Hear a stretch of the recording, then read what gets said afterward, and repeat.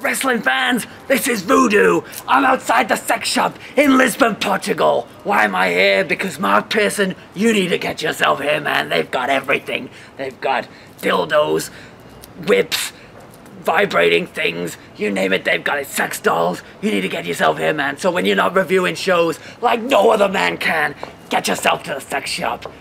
And guys, wrestling fans, subscribe to Viral Revamp. We've got GPW science fiction all the way.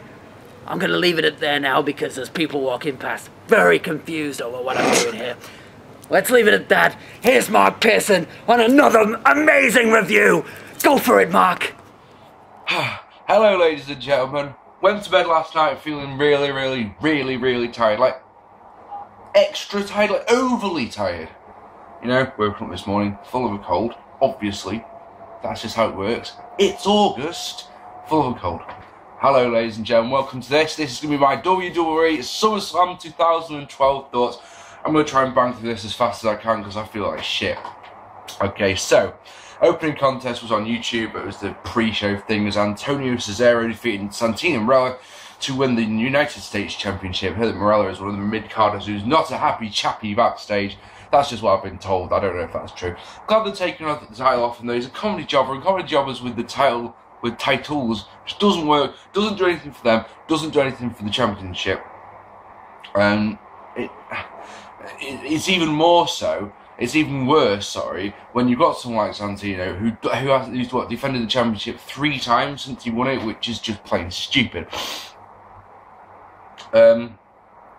At the end, Santino pulls the Cobra out of his tights, but the Cobra is distracted by Ashana on the apron.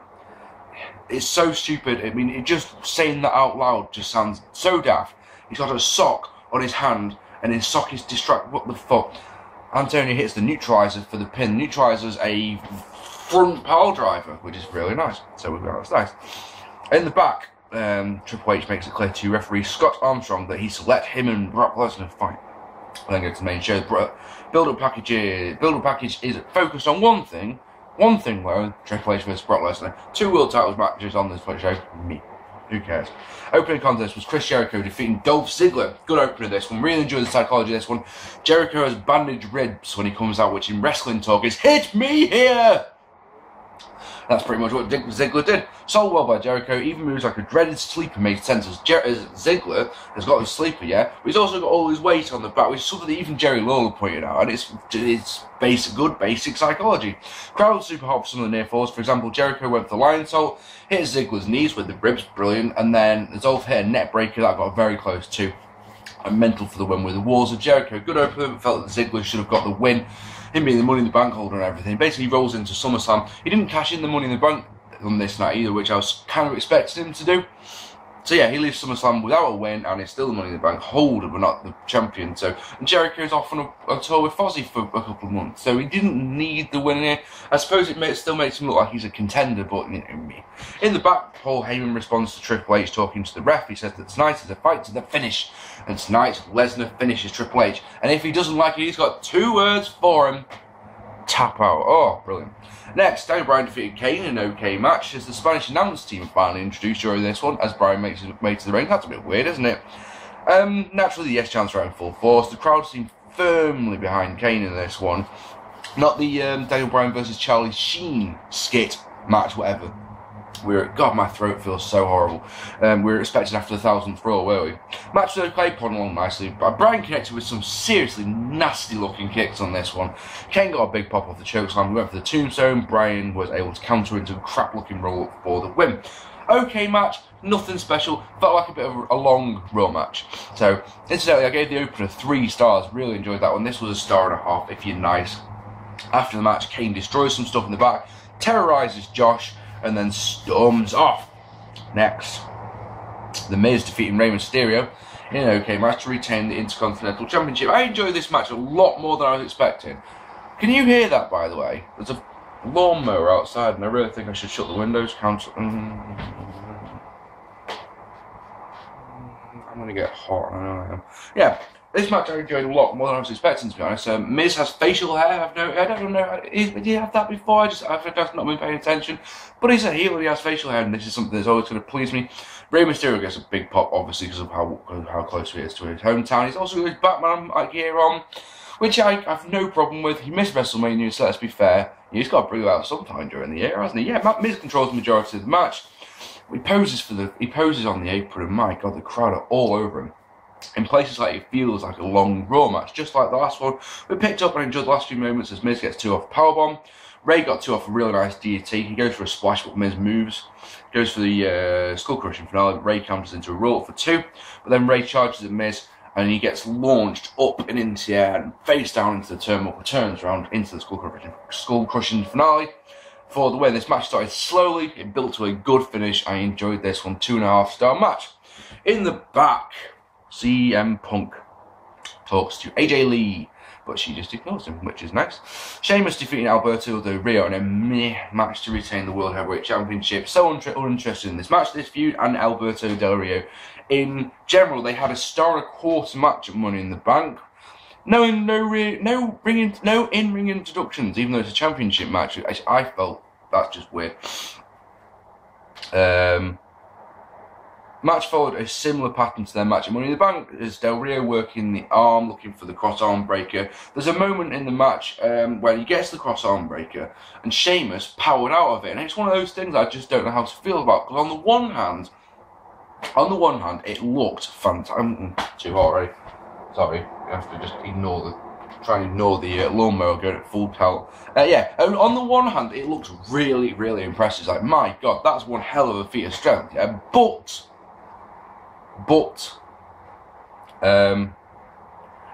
if his arm's injured, if he's had the arm injured, if he's had the arm worked over all match, you know, surely he wouldn't have the strength to pick him up. Maybe that's just me nitpicking, but you know, later on in the match, Del Rio embarrasses Ricardo. He's shouting at him in the ring. Ricardo throws a shoe at Del Rio, but Sheamus grabs it, uses it, hits the Irish curse, and covers Del Rio's butt.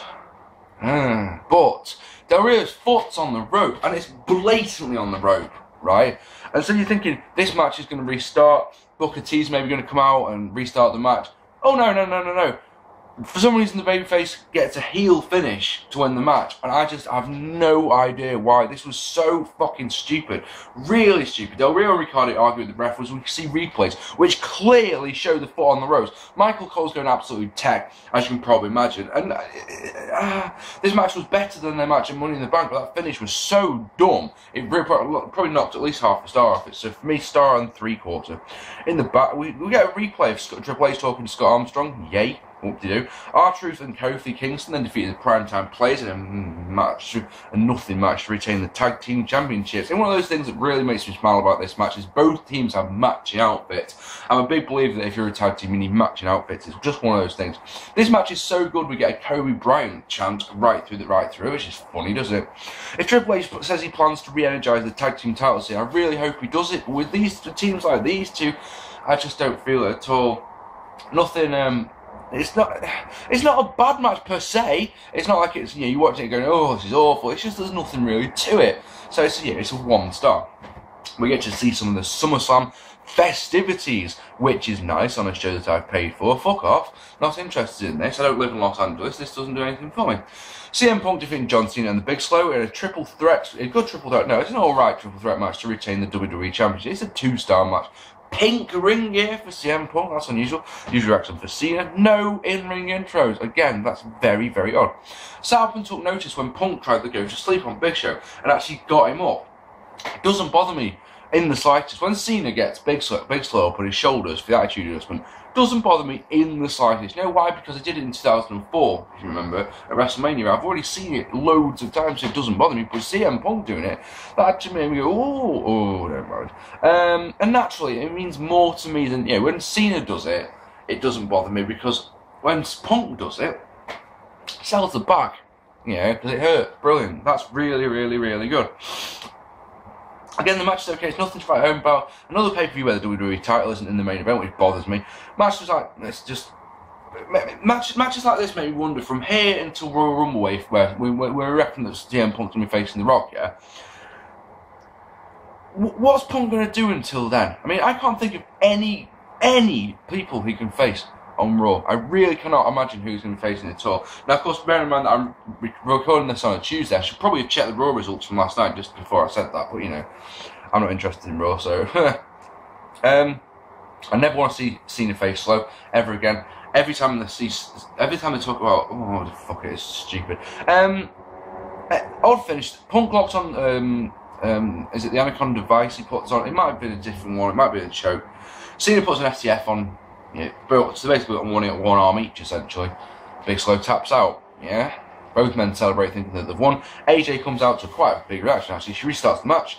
The two of them eat a double choke slam. Slow cover Cena for 2. You know, I can't believe he kicked out. Cover Cena, that also gets 2.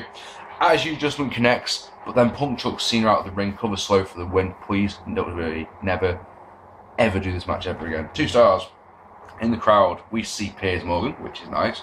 Fred Durst, who gives us the finger, which not only makes me and Jerry the King look, apparently he was ejected out of the building. Apparently. That's funny, isn't it? We see Rick Rubin, we see former WCW champion David Arquette, complete with a championship belt. Like, he just... I look at that and I just think, oh, God, cheers, Russo. But it's just the way he parades around like he's still proud of it. And, you know, so stupid. Maria Menounos? She's wearing a Bob Backlund t-shirt, which Lauren asks is a Pat Patterson t-shirt, like the idiot is. They plug a film, which no one will watch, and then we saw highlights of Cesaro winning the US title. Then, oh God, this was so bad. As Lillian introduces some guy who I've honestly never heard of, because I like drum and bass and not pop music, called Kevin Rudolph. He has a smattering of boos, which is funny. And then, oh my lord, this is so bad. We see Justin Roberts, right? He can't dance to save his life. The Divas come out and they dance, but they dance uncomfortably, is I think the way I put it. They're singing along, but they don't look like they are enjoying it.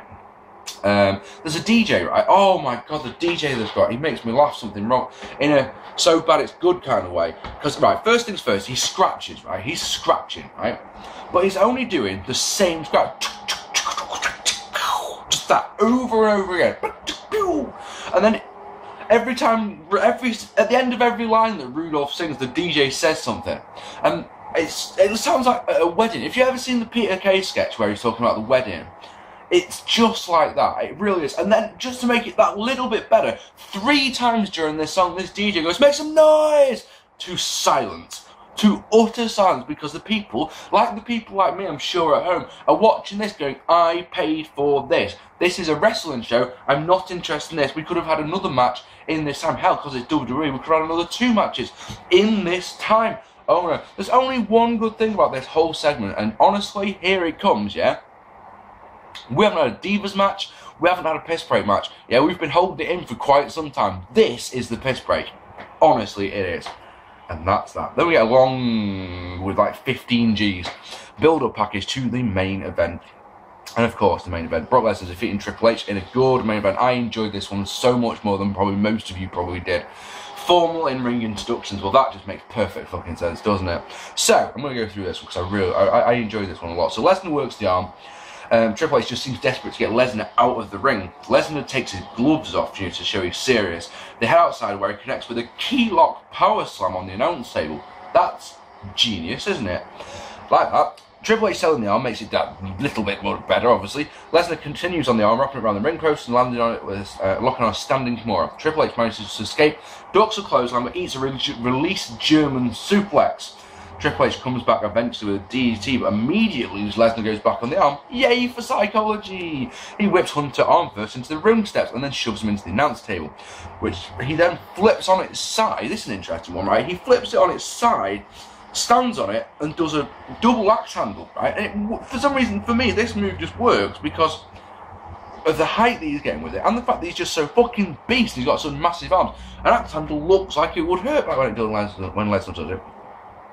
But this by this point in the match, there's a smattering of boring chants, if you can believe that. Triple H manages to counter a suplex with one of his own. Brock misses a clothesline. Pedigree is countered.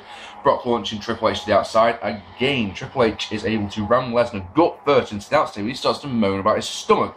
And they mention Lesnar's past stomach issues. Now, I like this. This is an interesting twist, isn't it? And now, of course, what it means in a classic wrestling match, we've got two forms of psychology going on. You've got Triple H working the gut. You've got Lesnar working Triple H's arm. Happy days. Happy days. But the crowd aren't enjoying it at all because they never do. If it's on the mat or if it's psychology based, they just don't seem interested in the WWE crowds. Hunter comes back, they're working on the stomach. He hits, big knees to the stomach, and then guess what he hits? Out of nowhere, ladies and gentlemen, say it loud, say it proud, and Jesus Christ, if this is Triple H's last ever match, we might not get to say this too many times after this one. He hits the quad ripping spine buster of doom! Now, I can say it on lots of times than 10 years ago, but it's fun. Pedigree is counted, F5 is counted, into a pedigree for that, and he gets, not only gets two, but he gets the biggest pop of the match. Second pedigree is countered with a massive low blow, which the referee wants to disqualify him for, but Heyman reminds him that Triple H wanted to let them fight, so they let it go. F5 gets two, big pop again. Kimura on the ground, Triple H gets the ropes, but Lesnar won't let go, so Hunter punches in the ribs so that it'll break it. That's genius. Lesnar's selling here is spot on. I've got to say, he's absolutely spot on, because he's not just going, oh, my ribs, he's going, oh, my ribs. Oh, it's brilliant. I really enjoyed the psychology element of this one so much. Second pedigree, Triple H crawls over, but Lesnar clamps on the Kimura one more time and completely with body scissors, and Triple H has no choice to tap out to a very muted reaction. Psychology all over it, which naturally means I loved it. 4-star match, happily, willingly. Loved it. But the crowd thought it was boring as sin, quite clearly. Triple H refuses medical help as he pulls himself up with 4 minutes left in my vid. I'm thinking, what's going on here? I'm thinking Lesnar's going to come back out and inflict more pain, but no, it's just Triple H standing around saying sorry, tears in his eyes. The announcer's wondering, is this the end of Triple H? I think this match, with a better build-up, would probably, the build-up for me didn't do it for me at all. It really didn't do anything for me at all. I think if Brock had beaten Cena, I think I would have cared a lot more about this match. And then, that was the thing about going into this one. I didn't care who won. I mean, I just was not interested. It didn't bother me. If Triple H won, good for him. If Lesnar won, good for him. I think that match with Cena just made me go, meh, don't care. So, 4 stars, happily though. Enjoyed this one. Enjoyed that match a lot. So, we enjoyed the opener, we enjoyed the main, we enjoyed the Intercontinental Championship match. The thing is, everything else felt very, very average. Felt very, very, flat. I mean, you've got to give WWE credit. You have. Listen, because there was no filler matches. There was no Funkasaurus. There was no Divas. There was no Ryback. That'll do me. That's if that's what we have. That if WWE can avoid doing those on their pay-per-views in future. Shut up, please. I'm trying to talk with your bloody lawnmower. I'm sorry if you can hear it. It's better than a police car, isn't it? Look, we've got a minute left of the vid. None. No. So. Average show with a couple of good matches, so I'm going to give this one 5 out of 10. You might be slewed towards 5.5. You might even give it 6, but for me, this one is a straight up 5. Ladies and gentlemen, I've been Mark P. Massive props to Voodoo for the intro. Love that one. Ladies and gentlemen, I've been Mark P. Thank you very much for watching. Hit that subscribe button. Tell me what you thought of SummerSlam down there, and I will see you all very soon. Take it easy, guys.